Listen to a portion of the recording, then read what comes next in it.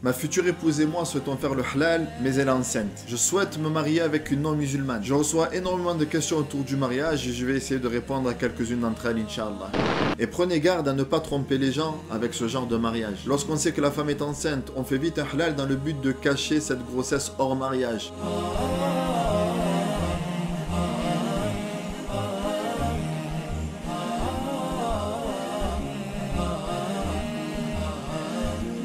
Alors juste pour rappel, Allah subhanahu wa ta'ala a décrété que le mariage, la vie en couple dans le halal, soit le moyen d'épanouissement, de procréation. Selon les règles établies par Allah Azza wa Jal dans le Coran, il n'a pas voulu que l'homme assouvisse ses instincts comme bon lui semble. Ainsi, l'islam a interdit les relations hors mariage qu'on nomme az-zina, la fornication, l'adultère. Allah subhanahu wa ta'ala n'a pas seulement interdit zina, mais il a également interdit tous les moyens qui y mènent. Allah subhanahu wa ta'ala nous dit dans le Coran وَلَا تَقْرَبُوا الزِّنَا إِنَّهُ كَانَ فَاحِشَةً وَسَاءَ سَبِيلًا. Le but de cette vidéo n'est pas de parler du danger de zina, mais si vous souhaitez une vidéo sur le sujet, faites-le savoir en commentaire, Inch'Allah. Alors la première question, qu'en est-il du mariage après avoir eu une relation sexuelle hors mariage? C'est un cas de figure connu. Deux personnes ont eu une relation hors mariage et ils souhaitent se marier ensemble, ils souhaitent se mettre ensemble, il se peut même que la femme soit enceinte. Donc, comment faire? Et comment comprendre la parole d'Allah Azza wa Jal dans le Coran? Az-zani la yankihu illa zaniyatan aw mushrika wa zaniyatu la yankihuha illa zanin aw mushrik wa hurrima dhalika ala al-mu'minin. Alors arrêtons-nous sur deux termes de ce verset. Le premier c'est la yankih que je garde volontairement en arabe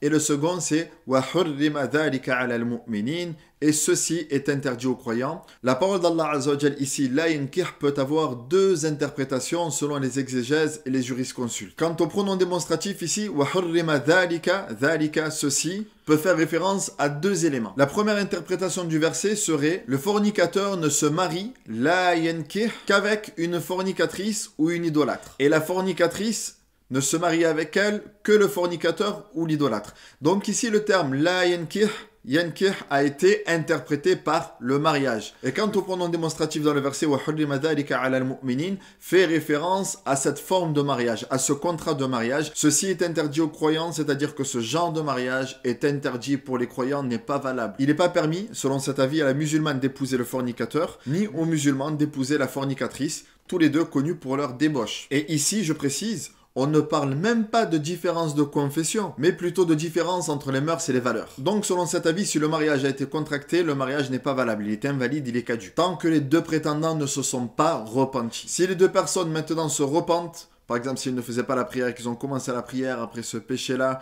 qu'ils se sont mis dans le chemin droit, alors à ce moment-là, ils peuvent se marier. Et cet avis est soutenu par l'école Hanbalite, notamment Ibn Taymiyyah, et beaucoup de contemporains. La deuxième interprétation de ce verset, qui est soutenue par les Malikites, est que le mariage de la musulmane avec le fornicateur, ou alors l'inverse, est valide bien qu'il soit réprouvé, bien qu'il soit détestable, bien que ce soit pas quelque chose de conseillé. Selon eux, la fornication n'empêche pas la validité du mariage. La divergence entre les Malikites et les Hanbalites réside sur l'interprétation du verset. Comment interpréter le terme yankih et à quoi fait référence le pronom démonstratif? Ils interprètent le terme nakaha yankihu dans ce verset comme étant la relation sexuelle et non pas le mariage, en se basant sur la parole d'Allah Azza wa Jal, hatta tankiha zawjan ghayra. L'interprétation du verset serait selon eux, le fornicateur n'a de relation qu'avec celle qui ne partage pas les valeurs de l'islam, soit la fornicatrice et l'idolâtre. Et la fornicatrice n'a de relation qu'avec ceux qui ne partagent pas les valeurs de l'islam, soit les fornicateurs et les idolâtres. Quant à la fin du verset ici, le pronom démonstratif fait référence à l'interdiction de zina et non pas à l'interdiction du contrat de mariage selon les Malikites.